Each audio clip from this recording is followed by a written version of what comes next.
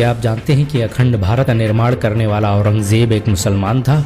मालवा में पैदा होने वाले औरंगजेब को भारतीय इतिहास का सबसे शक्तिशाली मुसलमान माना जाता है। औरंगजेब की हुकूमत में भारत की सरहदें चीन से लेकर अफगानिस्तान तक फैल गई थी। उसके शासनकाल में भारत साइंस और टेक्नोलॉजी के मामले में दुनिया का नंबर 1 देश बन गया था। आपको ये जानकर शायद हैरानी होगी कि औरंगजेब के शासनकाल में दुनिया का 25% पैसा भारत में मौजूद था। औरंगजेब की सालाना कमाई फ्रांस के लुई 14वें की कमाई से 10 गुना ज्यादा थी।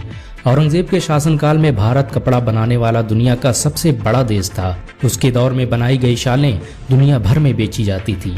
औरंगजेब ने दुनिया की 25% आबादी पर राज किया।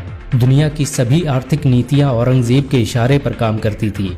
औरंगजेब के शासन में डॉलर की कोई हैसियत नहीं थी और भारत का 1 रुपया अंग्रेजों के कई 100 पाउंड के बराबर था। औरंगजेब भारतीय इतिहास का पहला शासक था जिसने जुआ और शराब जैसे विभिन्न नशीले पदार्थों पर पूरी तरह से प्रतिबंध लगा दिया। उसने इसे रोकने के लिए एक स्पेशल टास्क फोर्स बनाई थी जो शहर के लोगों पर नजर रखती थी। औरंगजेब पहला मुगल बादशाह था जिसने इंसानों को सजदा करने और सती प्रथा जैसी कुरीतियों पर पूरी तरह से पाबंदी लगा दी। औरंगजेब के शासनकाल में भारत टेक्नोलॉजी के मामले में पहले स्थान पर था। उसने ऐसी रॉकेटों और तोपों का निर्माण किया जिनका मुकाबला करना नामुमकिन था। युद्ध में सबसे पहले रॉकेट टेक्नोलॉजी का इस्तेमाल औरंगजेब ने ही किया था। उसके पास अजदहा पैकर नाम से मशहूर ऐसी तोपें थीं जिनसे 35 किलोमीटर वजनी रॉकेट फेंके जा सकते थे।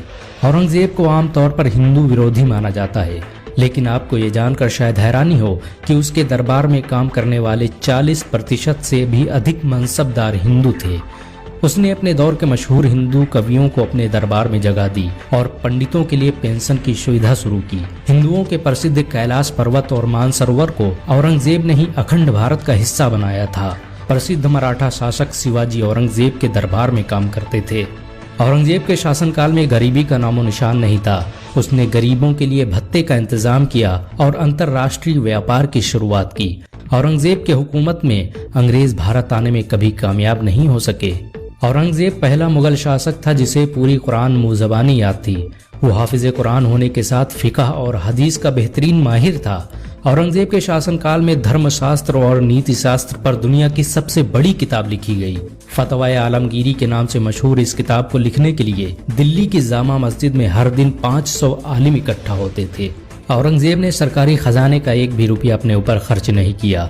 दुनिया के सबसे शक्तिशाली शासक होने के बावजूद भी उन्होंने सरकारी पैसे से कोई इमारत नहीं बनवाई। औरंगजेब ने एक मस्जिद का निर्माण करवाया जिसमें लगने वाला पैसा उन्होंने खुद टोपी सिलकर कमाया था। औरंगजेब भारतीय इतिहास का सबसे न्याय प्रिय बादशाह माना जाता है। उसके किए गए फैसलों की आज भी मिसालें दी जाती हैं। औरंगजेब ने भारत के लिए बहुत सी कुर्बानियां दी। वो अक्सर कहा करते थे कि जब तक इस देश में औरंगजेब जैसा मुसलमान जिंदा है तब तक इस देश की तरफ कोई आंख उठाकर नहीं देख सकता। औरंगजेब के बारे में मशहूर था कि भारत पर बुरी नजर डालने वाले को खुदा माफ कर सकता है, औरंगजेब नहीं। अगर एक मुसलमान होने के नाते आपको गर्व महसूस हुआ हो तो इस वीडियो को लाइक और शेयर जरूर